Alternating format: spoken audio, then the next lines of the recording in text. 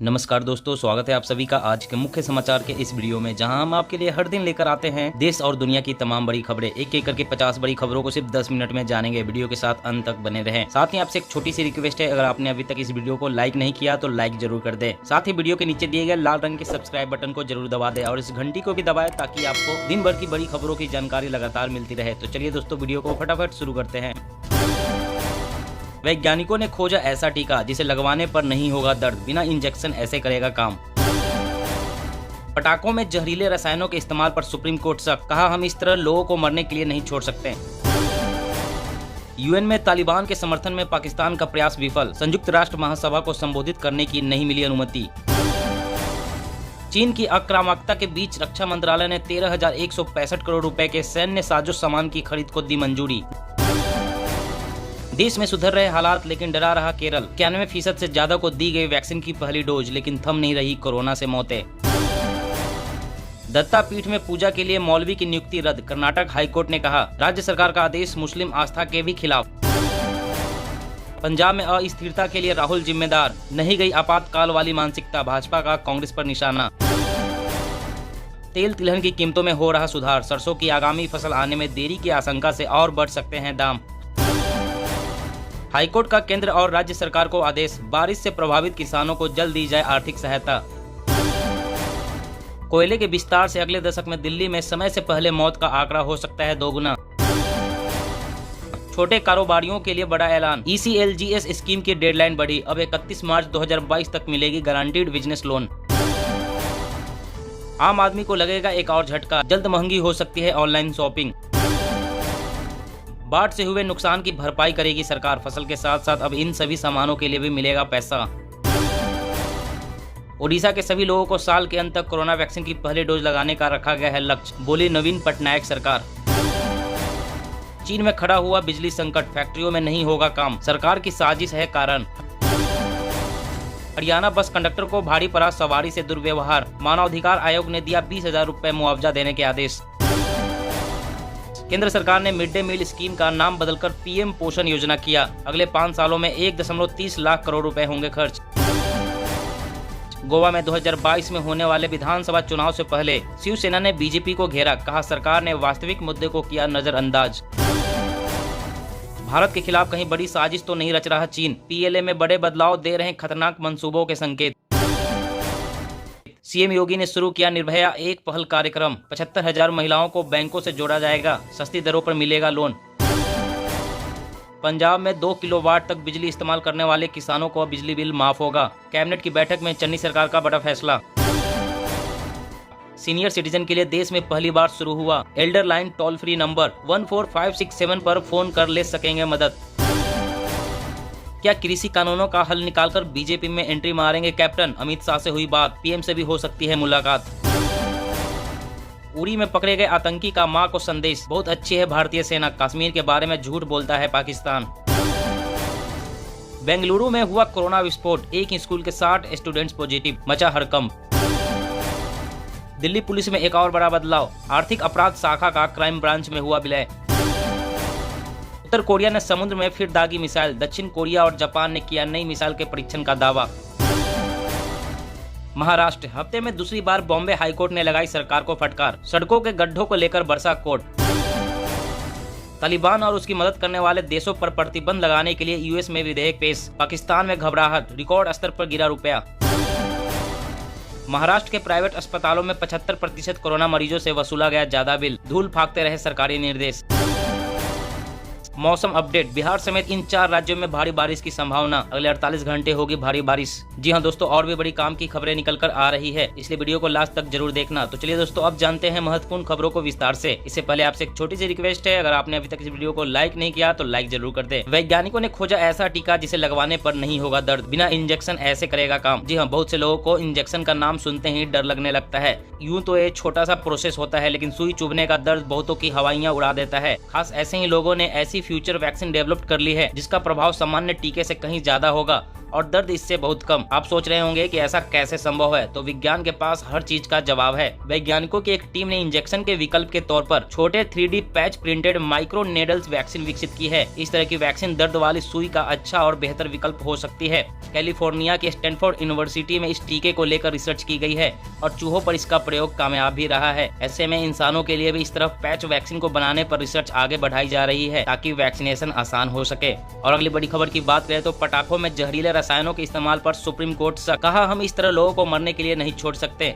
जी हां, पटाखों से होने वाले प्रदूषण के मसले पर सुप्रीम कोर्ट ने सख्त रुख अपनाया है। सर्वोच्च अदालत ने कहा कि पटाखों को बनाने में जहरीले रसायनों के इस्तेमाल पर सीबीआई की रिपोर्ट बहुत गंभीर है। हम इस तरह से लोगों को उनके हाल पर मरने के लिए नहीं छोड़ सकते हैं। सुप्रीम कोर्ट ने साफ कहा कि प्रथम दृष्टया बोरियम जैसे खतरनाक तत्व का इस्तेमाल घातक है। पटाखों पर लेबल लगाने के मामले भी अदालत के आदेशों की भी अनदेखी की गई है। पीठ ने कहा कि केंद्रीय जांच एजेंसी सीबीआई ने जब्त किए पटाखों में बेरियम साल्ट जैसे हानिकारक रसायन पाए। हिंदुस्तान फायरवर्क्स और स्टैंडर्ड फायरवर्क्स जैसे निर्माताओं ने भारी मात्रा में बोरियम खरीदा और पटाखों में इस्तेमाल किया। सर्वोच्च न्यायालय ने कहा कि हर जिन देश में जश्न होता है, लेकिन उनके दूसरे पहलुओं पर भी गौर करना होगा। लोगों को इस तरह से मरने के लिए नहीं छोड़ा जा सकता है। और अगली बड़ी खबर की बात करें तो हाईकोर्ट का केंद्र और राज्य सरकार को आदेश, बारिश से प्रभावित किसानों को जल्द दी जाएगी आर्थिक सहायता। जी हां, तेलंगाना हाईकोर्ट ने राज्य सरकार को आदेश दिया है कि पिछले साल बारिश के कारण हुए फसल नुकसान का मुआवजा किसानों को जल्द से जल्द दिया जाए। एक जनहित याचिका पर सुनवाई करते हुए कोर्ट ने राज्य सरकार को फटकार लगाते हुए कहा कि 3 महीने के भीतर किसानों को मुआवजा दिया जाए। पिछले साल सितंबर और अक्टूबर के महीने में हुई भारी बारिश के कारण राज्य के किसानों को काफी नुकसान हुआ था। कोर्ट ने केंद्र और राज्य सरकार को निर्देश दिया है कि फसल नुकसान का तेजी से आकलन कर किसानों को आर्थिक सहायता दी जाए। बेंच ने कहा कि सरकार को उन छोटे और सीमांत किसानों को अतिरिक्त और उचित राहत देने के लिए भी कदम उठाने चाहिए जिन्हें 4 महीने के भीतर फसल बीमा कवरेज न होने के कारण बड़े पैमाने पर आर्थिक नुकसान हुआ है।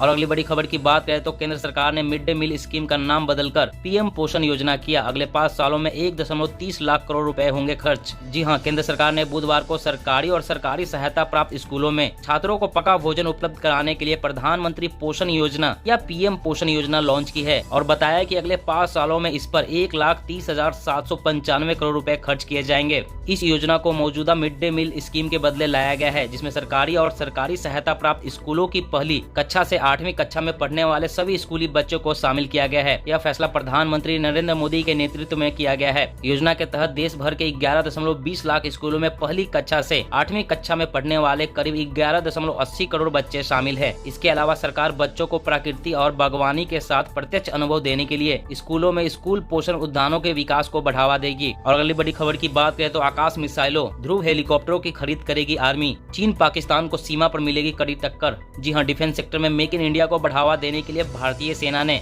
आकाश मिसाइल प्रणाली की 2 रेजिमेंट और 25 उन्नत हल्के हेलीकॉप्टर हासिल करने के लिए लगभग 14,000 करोड़ रुपए के प्रस्ताव भेजे हैं। उन्होंने कहा कि आकाश मिसाइल प्रणाली का एक नया संस्करण है जो दुश्मन के विमानों और क्रूज मिसाइलों को 25-30 किलोमीटर की दूरी तक मार गिराने में सटीकता में मदद करता है। मिसाइलें लद्दाख में अत्यधिक ठंड के मौसम में प्रदर्शन करने में सक्षम है और चीन और पाकिस्तान की सीमाओं के साथ पहाड़ी और अन्य क्षेत्रों में भारतीय सेना की सभी आवश्यकताओं को पूरा करेगी। और अगली बड़ी खबर की बात करें तो सैकड़ों ब्रांडेड दवाओं पर बेलगाम प्रिंट रेट से मरीजों की उधड़ रही जेब। दवा निर्माता, थोक और खुदरा विक्रेता इन पर कमा रहे हैं भारी मुनाफा। जी हां, ब्रांडेड दवा बाजार में मुनाफाखोरी की जड़ें इस स्थिति तक गहरी है कि महज 500 से 600 रुपए तक की दवाइयों पर भी 4,000 या उससे भी कहीं ज्यादा एमआरपी प्रिंट करने की खुली छूट सरकार ने दी हुई है। इस समय करीब 400 से भी कम दवाओं के अलावा शेष सभी दवाएं ऐसी है जिन्हें केंद्र सरकार ने आवश्यक दवाओं की सूची में शामिल किया हुआ है और उनकी अधिकतम एमआरपी तय की हुई है। लेकिन इनके अतिरिक्त अन्य दवाओं को सरकार ने आवश्यक दवा की सूची में नहीं माना है और इन पर निर्माता कंपनियों मनमानी कीमतें अंकित कर रही है, जिसका असर यह हो रहा है कि दवा निर्माता, थोक और खुदरा विक्रेता इन पर भारी मुनाफा कमा रहे हैं। वसूली की दरें इतनी बेलगाम है कि 6 रुपए के पड़ने वाली सुई के भी 100 रुपए तक वसूले जा रहे हैं। और अगली बड़ी खबर की बात करें तो सांप का जहर करेगा कोरोना का इलाज। ब्राजील के शोधकर्ताओं को मिली चौंकाने वाली जानकारी। जी हां, कोरोना वायरस का इलाज जल्द ही सांप के जहर से हो सकता है। ब्राजील के शोधकर्ताओं ने पाया कि जहर में मौजूद एक मॉलिक्यूल्स ने बंदर के सेल में कोरोना वायरस को बढ़ने से काफी हद तक रोक लिया। हालांकि अभी तक इंसानों में कोविड के खिलाफ इस जहर के असर को लेकर कोई जानकारी सामने नहीं आई है। शोधकर्ताओं ने बगैर समय की जानकारी दिए उम्मीद जताई है कि इंसानी सेल्स पर भी इस पदार्थ की जांच की जा सकती है। बंदर के सेल्स में वायरस के बढ़ने की क्षमता को 75% तक रोक दिया था। वैज्ञानिक उम्मीद जता रहे हैं कि इससे कोरोना का जल्द सटीक इलाज मिल सकता है। और अगली बड़ी खबर की बात करें तो बच्चों की सेहत बनाने को चीन ने बनाया कड़ा नियम। सप्ताह में 3 घंटे ही खेल सकेंगे ऑनलाइन गेम। जी हाँ, घर में बैठे बैठे ऑनलाइन गेम खेलने की लत से बच्चों की सेहत ना खराब हो, इसके लिए चीन ने गाइडलाइंस तय कर दी है। अब देश में बच्चे एक सप्ताह में 3 घंटे से ज्यादा ऑनलाइन गेम्स नहीं खेल सकेंगे। यह नियम 18 साल से कम आयु वाले के लिए बनाया गया है। सरकार का कहना है कि बच्चों की शारीरिक और मानसिक सेहत को सही रखने के लिए यह कदम उठाया गया है। चीन की सरकारी न्यूज एजेंसी सिन्हुआ की रिपोर्ट के मुताबिक ऑनलाइन गेम्स कंपनियां अब बच्चों को सिर्फ शुक्रवार, शनिवार और रविवार को ही 1-1 घंटे के लिए ऑनलाइन गेम की सुविधा दे सकेंगे। दोस्तों, ऐसे नियम भारत में भी लागू होने चाहिए या नहीं, नीचे कमेंट में अपनी राय जरूर दें। और अगली बड़ी खबर की बात करें तो रेलवे स्टेशन पर फ्री वाईफाई चलाने वालों पर अब होगी कार्रवाई। रेलवे ने जारी की गाइडलाइन। जी हाँ, अगर आप रेलवे से सफर करते हैं तो फ्री वाईफाई का यूज करते हैं तो आपके लिए जरूरी खबर है।